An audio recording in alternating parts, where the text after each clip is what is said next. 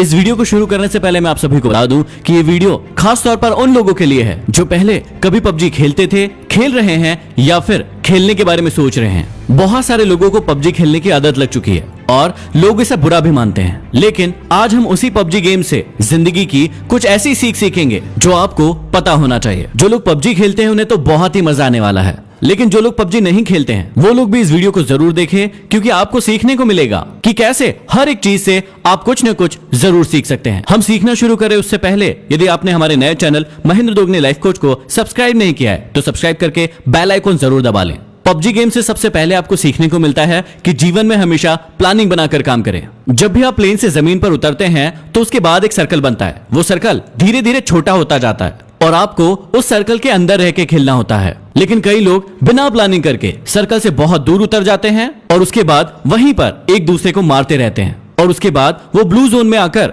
खुद ही मर जाते हैं और गेम को कंप्लीट नहीं कर पाते हैं। हमारी जिंदगी में भी यही होता है, हम लक्ष्य कुछ और बनाते हैं और किसी और चक्कर में पड़ जाते हैं। इसलिए हमेशा याद रखिए, अपने सर्कल पर ध्यान दीजिए और उस सर्कल की ओर आगे बढ़ते रहिए। दूसरी चीज जो हमें सीखना चाहिए वो है कि भेड़ चाल ना चलें। जब भी हम प्लेन से उतरते हैं तो बहुत सारे लोग ऐसी जगह पर उतरते हैं जहां पर पहले से बहुत सारे लोग उतर रहे हैं। इसका मतलब हम भेड़ चाल चलते हैं और भीड़ का हिस्सा बन जाते हैं और फिर ज्यादा देर तक सरवाइव नहीं कर पाते हैं। हमारी असल जिंदगी में भी यही होता है। हम सफल लोगों को देखते हैं कि वो क्या कर रहे हैं और उन्हीं के जैसे करने की, उन्हीं के जैसे बनने की पूरी कोशिश करते हैं और अपनी पसंद और नापसंद को कभी भी ध्यान में नहीं रखते हैं। इसलिए हमेशा याद रखें कि भेड़ चाल का हिस्सा ना बने, नहीं तो आप ज्यादा देर सरवाइव नहीं कर पाओगे। अगली सीख जो हमें पबजी से सीखने को मिलती है कि जीवन में हमेशा जरूरी सामान को ही साथ में रखें और फालतू के कचरे को इकट्ठा ना करें। जब भी प्लेन से उतरते हैं कई लोगों को आपने देखा होगा कि सिर्फ वो सामान इकट्ठा करने में लग जाते हैं। जो भी चीज उन्हें सामने दिखती है वो उसे फटाफट उठाने लगते हैं। वो ये नहीं देखते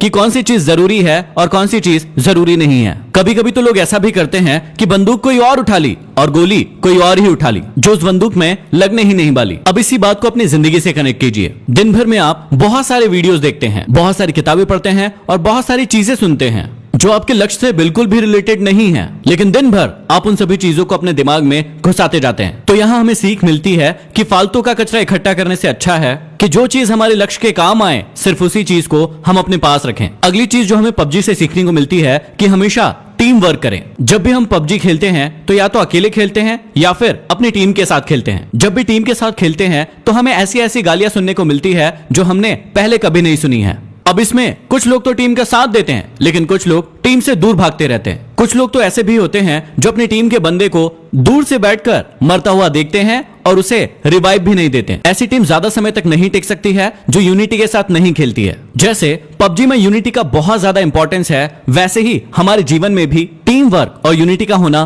बहुत ज्यादा जरूरी है। नहीं तो कौन व्यक्ति आकर आपको कम मार जाएगा आपको पता भी नहीं चलेगा। अगली चीज जो हमें सीखने को मिलती है कि हमेशा कमजोर साथी को साथ लेकर चले। जब भी हम पबजी खेलते हैं तो हमारे साथ कोई ना कोई व्यक्ति ऐसा जरूर जुड़ जाता है जो नया होता है और जिसे ज्यादा खेलना नहीं आता है, लेकिन हम उसका मजाक उड़ाते हैं। कभी कभी तो ऐसा भी होता है कि यदि आप 3 लोग खेल रहे हैं और 2 व्यक्ति वाली कोई कार मिली तो 2 व्यक्ति बैठकर उस पर निकल लेते हैं और एक व्यक्ति को पीछे ही छोड़ देते हैं। ना तो आपको पबजी गेम में ऐसा करना चाहिए और ना ही आपको अपने जीवन में ऐसा करना चाहिए। जो भी लोग कमजोर है उन्हें हमेशा अपने साथ लेकर आगे बढ़ना चाहिए। अगली सीख जो आप सभी के लिए बहुत ही ज्यादा इंपॉर्टेंट है, ज्यादा साधन जुटाने की अपेक्षा जो साधन आपके पास है उसमें बेहतर परफॉर्म करने की कोशिश करें। पबजी खेलते समय आपने एक बात बहुत नोटिस की होगी कि कुछ लोग ऐसे होते हैं जो सिर्फ सामान ढूंढते रहते हैं। उनका गेम पर ध्यान बिल्कुल नहीं होता है। वो जहां जाते हैं सिर्फ और सिर्फ सामान ढूंढते रहते हैं। खेलने के लिए उनके पास बंदूक होती है, लेकिन वो पूरे टाइम 6 का और 8 का स्कोप ढूंढते रहते हैं। उनके पास स्कारल बंदूक होती है, लेकिन वो पूरे टाइम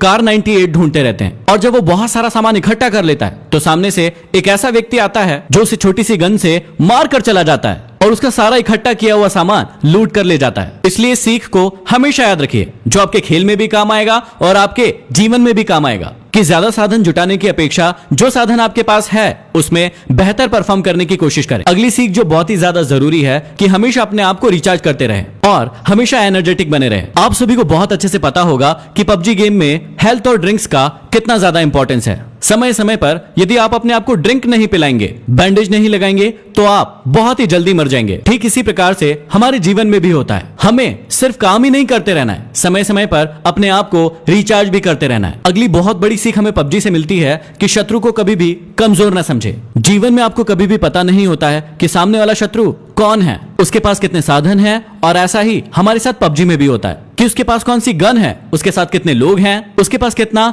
हेल्थ है, ये आपको कभी भी पता नहीं होता है। इसलिए आप दबंग बन के उसके सामने छाती चौड़ी करके खड़े मत हो जाइए, क्योंकि कई बार ऐसा भी होता है कि एक नया खिलाड़ी भी एक प्रो खिलाड़ी को मार कर चला जाता है। कई बार हमारे जीवन में भी ऐसा ही होता है, हम अपने कॉम्पिटिटर को अपने से कमजोर मान लेते हैं, जो कि हमारी हार का बहुत बड़ा कारण होता है। इसलिए आप कभी भी शत्रु को कमजोर ना समझे। अगली सीख हमें मिलती है कि सही मौके का इंतजार करें। आप सभी ने बहुत अच्छे से सुना होगा कि मौके पर चौका लगाना, इसका मतलब होता है कि आप सभी को सही मौके का इंतजार करना है। कई लोगों को आपने पबजी गेम में देखा होगा कि वो खुलेआम घूमते रहते हैं और धड़ाधड़ गोलियां चलाते रहते हैं, लेकिन एक व्यक्ति दूर पर स्नाइपर लेकर बैठा होता है और एक ही शॉट में उस व्यक्ति को मार गिराता है। कई बार आपको लोग कहते होंगे कि छुपकर क्यों बैठा है, सामने आकर खेल, लेकिन कई बार छुपकर बैठना ही सही मौके का इंतजार करना होता है। इसलिए आप हमेशा जीवन में भी सही मौके का इंतजार करें और उसी के बाद एक्शन लें। और अगली जो सबसे बड़ी सीख है, जो जीवन का सत्य भी है, कि जब आप मरेंगे तो आपके अपने लोग ही आपके सामान को